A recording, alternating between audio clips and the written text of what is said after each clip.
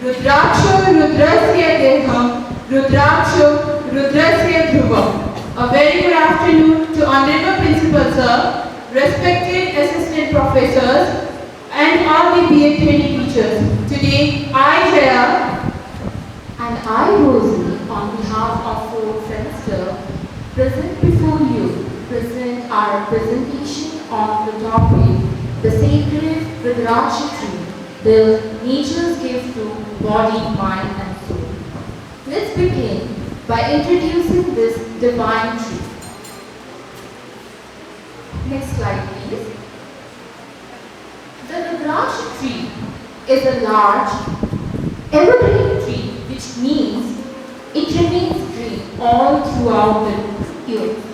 It is native to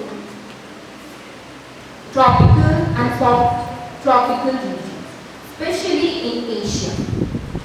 This tree grows at high altitudes above 3,000 meters above sea level. It shows how strong and adaptable this tree is.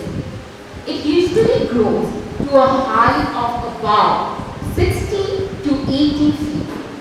Now, the leaves of the Rudraksha tree are often said to be tamarind-like because they are long and slightly pointed.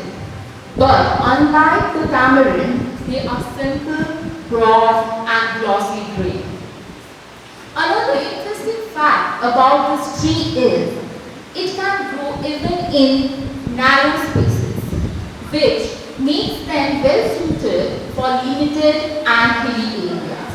Now coming to the spiritual significance, the Rudraksha comes from two Sanskrit words.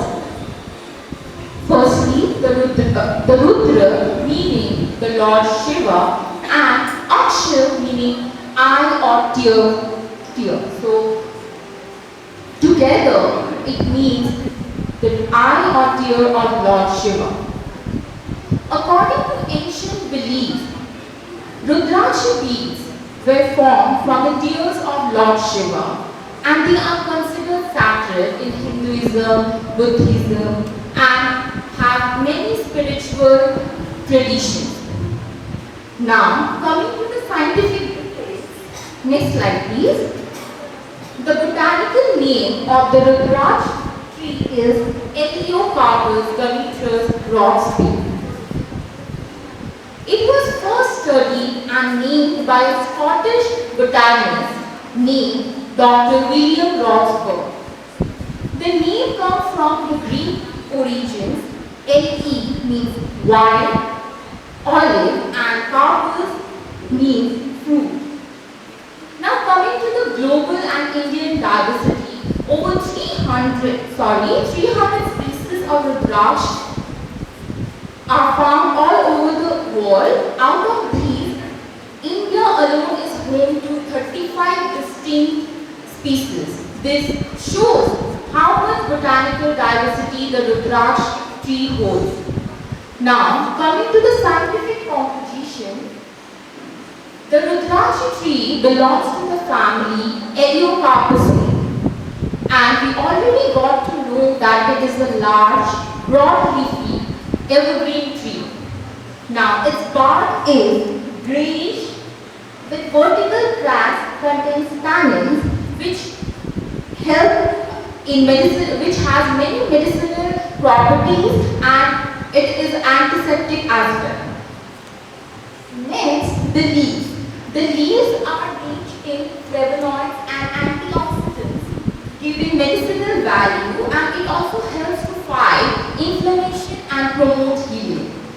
Now coming to the flowers, it contains essential oils and natural phenolic compounds which have a pleasant aroma, and it has many health benefits as well. Now let's see where does the Rudraksha tree grow. Now Rudraksha trees are mainly found in the foothills of the Himalayas, especially near the Gangetic plains in India. They also grow well in tropical and subtropical climates, which makes them suitable for many parts of Asia and the Pacific. Now, apart from India, the Rudraksha trees are like Nepal, Indonesia, China, Java, Malaysia, and Goa. Now, I request Jaya to continue with the next slides.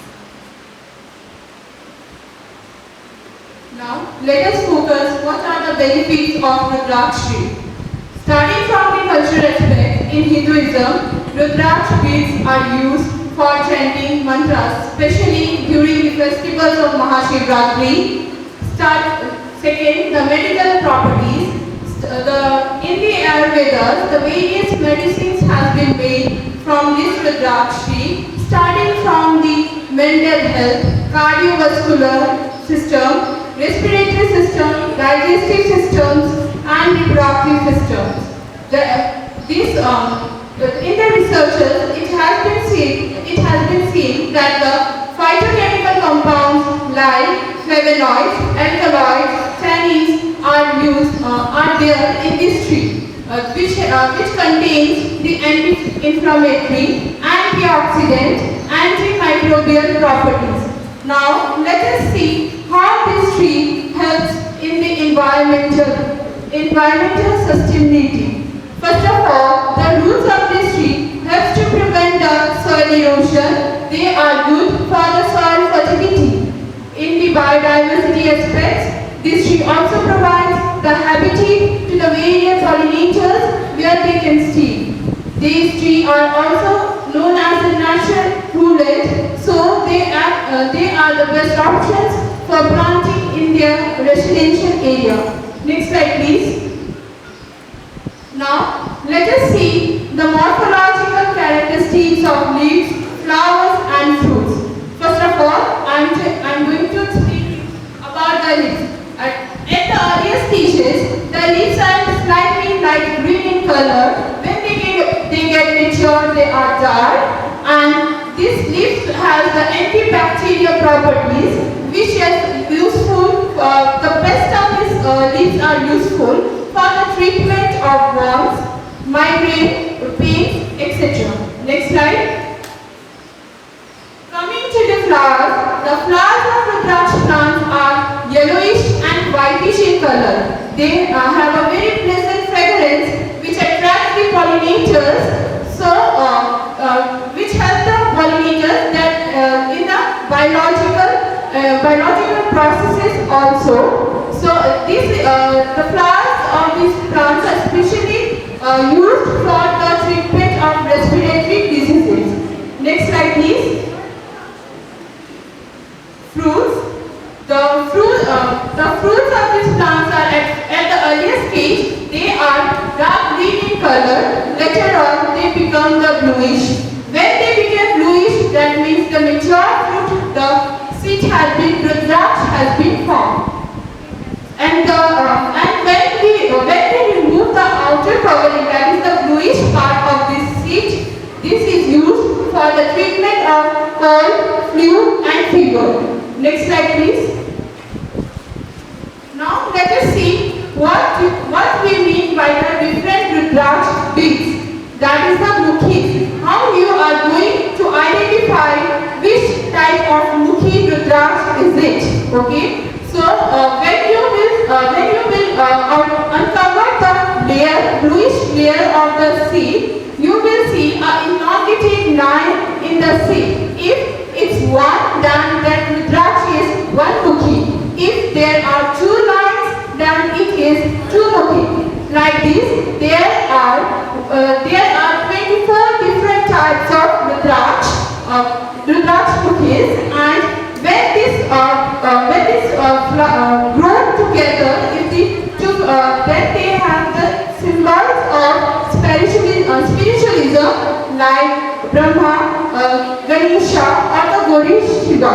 So as we can see that each and every part, starting from the roots, leaves, flowers, buds, leaves, every part of this plant is useful for us. Now, to conclude the Rudraksh tree.